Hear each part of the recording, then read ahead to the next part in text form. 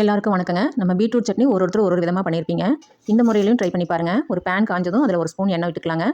எண்ணெய் காஞ்சதும் அதில் 2 டேபிள் ஸ்பூன் கருப்பு முழு உளுந்து எடுத்து வச்சிருக்காங்க. அதை இது கூட சேர்த்துக்கலாம். கருப்பு முழு உளுந்தில் எவ்வளோ சத்து இருக்குன்னு நான் சொல்லி உங்களுக்கு தெரிய வேண்டியது இல்லைங்க. இது கூட காரத்துக்கு 2 வரமிளகா நான் சேர்த்துருக்கேங்க. நீங்கள் உங்களுடைய காரத்துக்கு தகுந்த மாதிரி வச்சுக்கோங்க. கூட வாசத்துக்கு 2 இனுக்கு கருவேப்பிலை சேர்த்துருக்கேங்க. கருவேப்பிலை வந்து நம்ம எண்ணெயிலேயே சேர்க்கும்போது அரோமா வேறு லெவலில் வருங்க. உளுந்து நல்லா செவந்து வரட்டுங்க. உளுந்தில் நல்ல ஒரு வாசம் வரும். அந்த அளவுக்கு உளுந்து வறுபட்டோன்னா ஒரு பிடி வெங்காயம், பெரிய வெங்காயம் கட் பண்ணி வச்சுருக்காங்க. அதை நம்ம இது கூட சேர்த்துக்கலாங்க. சின்ன வெங்காயம் கூட இதில் சேர்த்துக்கலாங்க. வெங்காயம் நல்லா பொன்னிறமாகிற வரைக்கும் நல்லா வதக்கி விட்டுக்கலாங்க. வெங்காயம் நல்லா பொன்னிறமானதுக்கப்புறம் ஒரு பெரிய சைஸ் பீட்ரூட்டை தோல் சீவி துருவி வச்சுருக்கேங்க. அதை இது கூட சேர்த்துக்கலாங்க. சேர்த்துட்டு நல்லா வதக்கி விட்டுக்கலாங்க. பீட்ரூட் நல்லா துவண்டு வரட்டும். பச்சை வாசம் போக நல்லா வதக்கி எடுத்துக்கலாங்க.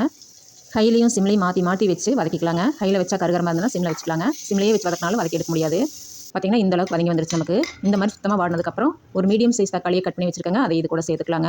சேர்த்துட்டு இதையும் நல்லா வதக்கி விட்டுக்கலாங்க. தக்காளி நல்லா மேஷ் ஆகி வரட்டுங்க. கொஞ்சமாக உப்பு சேர்த்து கலந்து விட்டுக்கலாங்க. இப்போ ஒரு பிடி புதினா இதில் சேர்த்துக்கலாங்க. சேர்த்து நல்லா வதக்கி விட்டுக்கலாம்.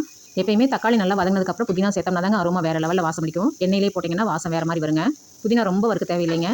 ஓரளவுக்கு நல்லா வதங்கினோடனே ஒரு வாசம் வரும். இந்த அரோமா வரும்போது நம்ம நிறுத்திக்கலாங்க. நல்லா ஆற வச்சதுக்கப்புறம் தொகையில் அரைச்சி எடுத்துக்கலாங்க.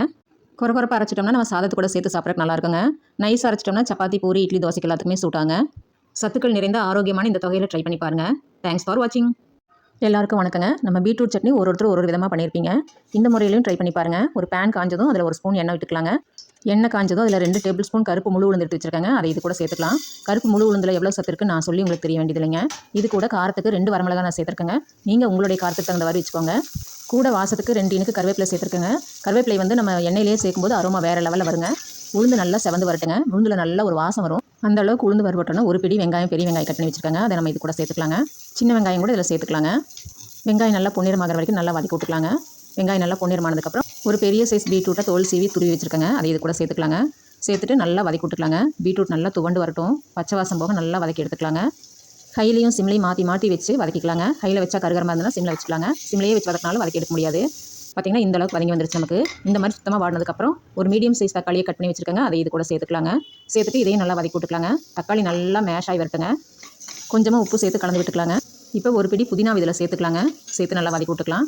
எப்பயுமே தக்காளி நல்லா வதங்கினதுக்கப்புறம் புதினா சேர்த்தோம்னா தாங்க அரோமா வேறு லெவலில் வாசம் பிடிக்கும். எண்ணெயிலே போட்டிங்கன்னா வாசம் வேறு மாதிரி வருங்க. புதினா ரொம்ப வறுக்க தேவையில்லைங்க. ஓரளவுக்கு நல்லா வதங்கினோடனே ஒரு வாசம் வரும். இந்த அரோமா வரும்போது நம்ம நிறுத்திக்கலாங்க. நல்லா ஆற வச்சதுக்கப்புறம் தொகையில் அரைச்சி எடுத்துக்கலாங்க. கொரப்பாக அரைச்சிட்டோம்னா நம்ம சாதத்து கூட சேர்த்து சாப்பிட்றதுக்கு நல்லா இருக்குங்க. நைஸ் அரைச்சிட்டோம்னா சப்பாத்தி, பூரி, இட்லி, தோசைக்கு எல்லாத்துக்குமே சூட்டாங்க.